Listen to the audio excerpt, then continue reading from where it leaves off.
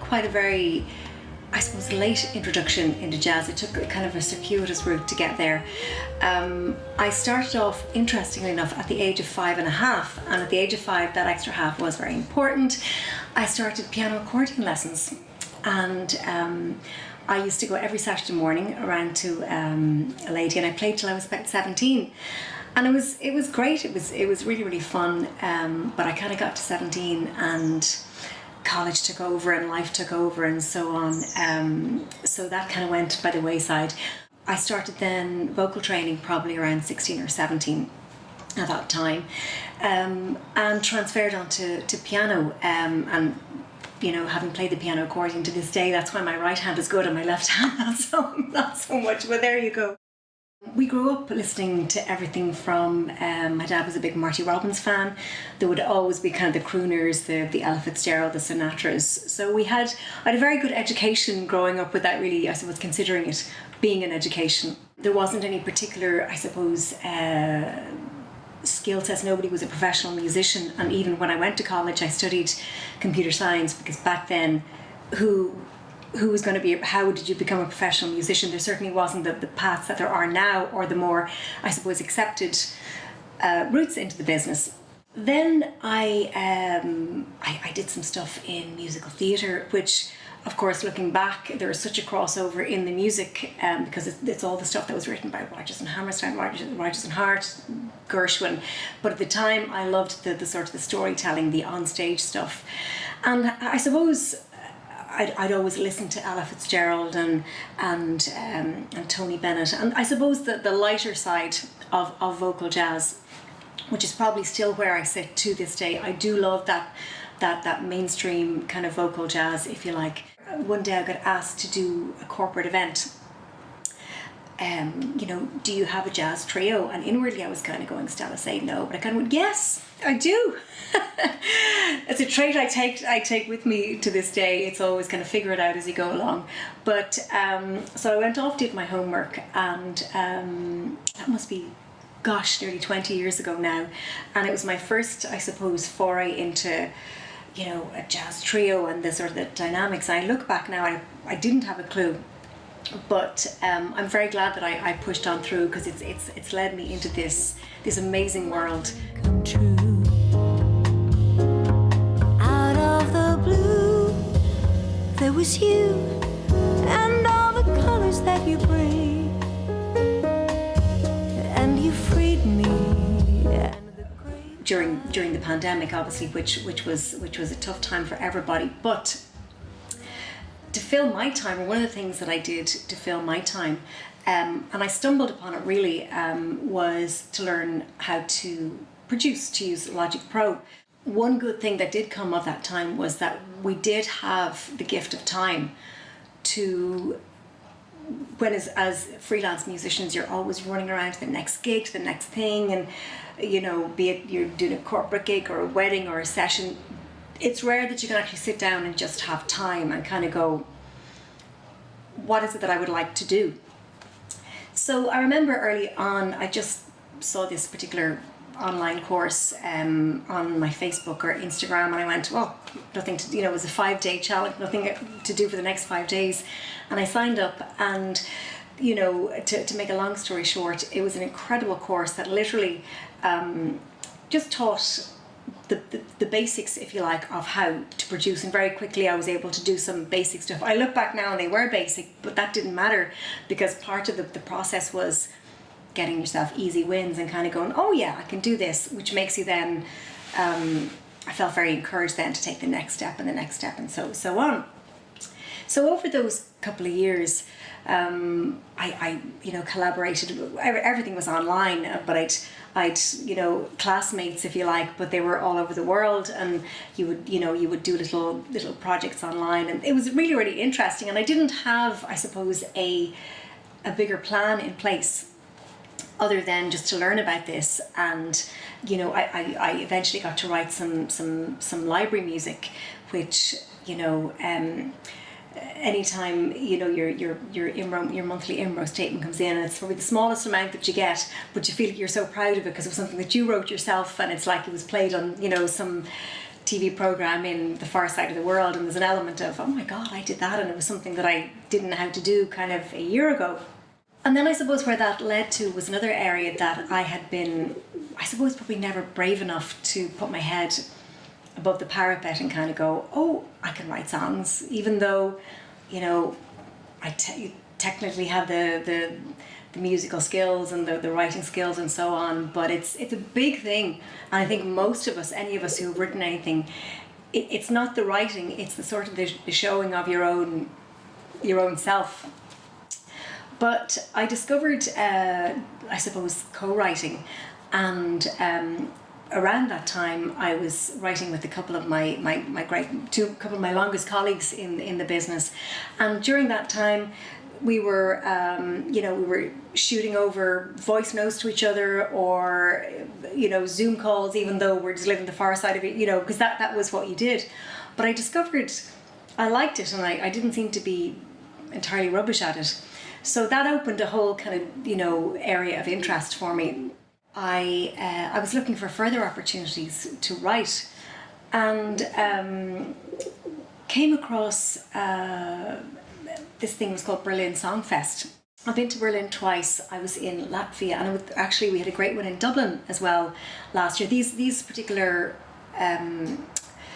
song camps are organised by a really great studio over in Norway called The Woods. So so that has been the idea of writing, I suppose, with a more commercial bent as well, is interesting, because it feels like you're there, you're a professional songwriter for a day. You meet at 9:30, by 8 p.m. that night you have a listening session, and you have to have something to demo to the rest of the teams that are there. So this has been great in terms of productivity, and in terms of making sure that you walk away from a 3-day camp with, if you are the artist in the room, with up to 3 songs. Canvas with you, that's a rainbow. Only we know.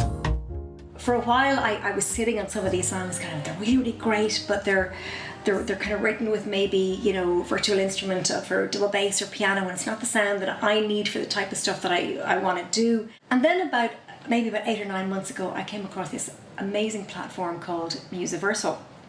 It's a platform that was set up by musicians for musicians, and it basically it consists of remote musicians who they're probably like any of us, who maybe kind of on a Monday or Tuesday have quiet days, and it's like they'd love to be recording, and they've got home studio setups, but it connects them with songwriters or with producers, and it's absolutely changed how I'm able to do things. So the very first of those songs is actually coming out imminently, and I feel it's really, really exciting.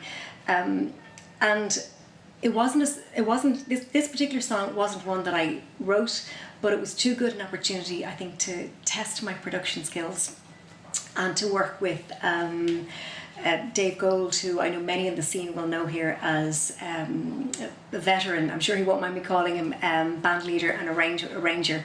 He's worked a lot with the Hot House Big Band, who I've been singing with for many moons. And he approached me about just before Christmas, just with a song that he had written. It was a Sibelius demo with a scratch vocal on it, and he said, "Is there anything you could do with this?" And then because of the guys that I knew I would be able to book on Musiversal, and some of the CVs that these guys have are amazing, and they would be great jazz players or big band players, I thought, leave it with me. So Dave sent me all the charts, and so I built the song then from the ground up, literally. Obviously with the BPM, I had the charts, got the drums, got the bass, got the, you know, once at the rhythm section, then it was over to the brass players, and each of those was then able to record a full section. So the trumpet player recorded all 4 parts. same with trombone, and same with the saxophone player. So it was great. Even to every time I got a file in and I dropped it in, I could feel the thing building. It was like, oh my God, it was incredible to be part of this. So yeah, and I should also add, because this is quite a funny story, Dave wrote the song as a bet. Friends of theirs in Spain, it was a conversation one day, and they didn't believe that Dave could actually write and arrange a song like this, that he would have had the pedigree to do that. So Dave said, right, give me 2 weeks. 2 days later, he had it. As they say, under promise and over deliver. That's the way to do things. So the song is called Time to Fly, and it's going to be released on Friday the 28th of August 2026 on all of the streaming platforms and on Bandcamp. And I have a limited number of CDs which I'm going to be selling at our gig. We're going to do kind of an informal launch gig, because it just so happens that the bi-monthly gig with the Hot House Big Band is on 3 days after the launch. So I spoke to Mark Wilde, the band leader, and said, listen, will we give this charter run? He said, yes, let's do it. So that's going to be Monday evening, the 31st of August, in the Tolka House in Glasnevin, about 9 o'clock. Having whetted my appetite doing the big band song and seeing it from start to finish, I sort of set myself a task of all the songs that I've written. I've probably 6 or 7 that I've written in the various song camps over the last couple of years. I've set myself the task to redo those with live instrumentation, and to release them every about 8 weeks or so. Apparently all the kids release songs every 8 weeks, so that's we're going to bring that into the jazz world. So that's the plan, as long as I have the stamina to do it. But I have another one that's nearly ready to go. I'm hoping to release kind of mid-October, and then I have am I allowed to say Christmas? We're allowed to say Christmas. I have a Christmas song that I'm going to do as well. So so there's a few. They're mostly kind of in the sort of the jazz kind of, a couple of bossa novas, but there's a couple slightly left of centre ones that you sort of, I think as an artist you can put yourself into a box and kind of go, God, could I release that? What would people think? That I'm like, do you know what? They're good songs and they're fun to do.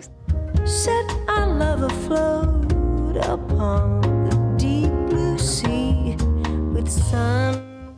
It started off years ago as a little duo project with Hugh Buckley, where we looked at it in terms of Ella Fitzgerald's latter years with her project work with Joe Pass, which and we did that for a couple of years and then kind of left it to one side. And then I was doing a lot of work with Johnny Taylor and his trio, and we kind of decided, let's see, can we resurrect it, but then just make it bigger and do it as a quartet. And it really has seemed to take off. We've done it we've done it maybe 5 or 6 years now in the John Field Room in the concert hall. It always gets sold out. I like to think it's probably more to do with Ella Fitzgerald's appeal than mine. But it's marvellous to play. We did 2 shows last year in Cork Jazz, and we've done it all around the country, and it's great music to do. I'm also working with Niall Kinsella on a lovely duo project on the music of Cole Porter. Niall and myself are friends a long time, and we'd been saying for ages we must do something. So we said, look, let's meet for lunch and brainstorm a few ideas. And we both literally said, I'd love to do something with Cole. So would I. So that was meant to be. We did that in January of this year in the concert hall, and we've just booked it in for January again, because that one sold out again. It's I will say the audience that come to the Friday concerts, they're always so supportive and they're great. We're in the Whale Theatre in Greystones on the 27th of September, so the Sunday afternoon with the Cole Porter show. And another lovely project coming up for May of next year is the Mass in Blue, which is written by Will Todd, which is the Mass but set to jazz arrangements. So that's going to be really interesting. I'm going to be doing that with Scott Flanagan, Kevin Brady and Dave Redmond. It's with the Wicklow Choral Society, and it's going to be in St. Patrick's Church in Wicklow. So that's going to be a real juxtaposition of styles and of all the rest. So Plenty of work to do to get into that one, but I don't mind. I like a good challenge. All the colors of my love.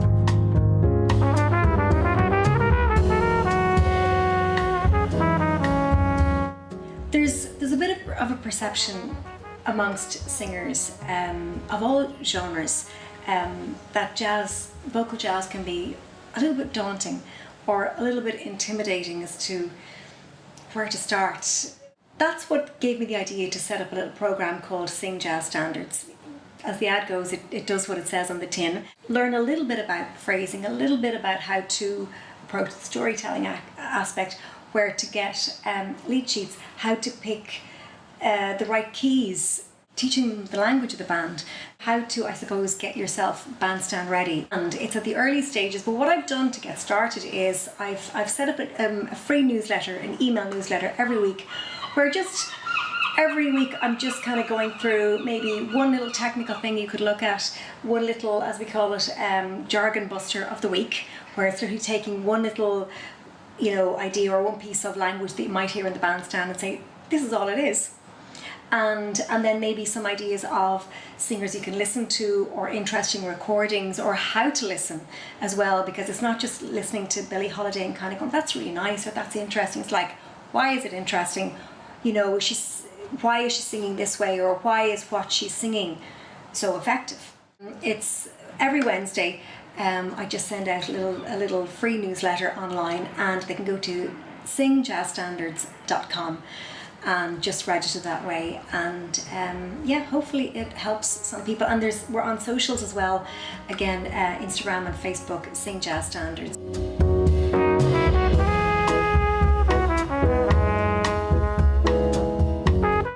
It certainly seems to be thriving, and I think there's a more coordinated approach, because you have the likes of Jazzireland and IMC, and so many of the musicians are just really getting strong on social media, and there's gigs every night of the week, and it's great. I mean, as far as I can see, the future looks bright.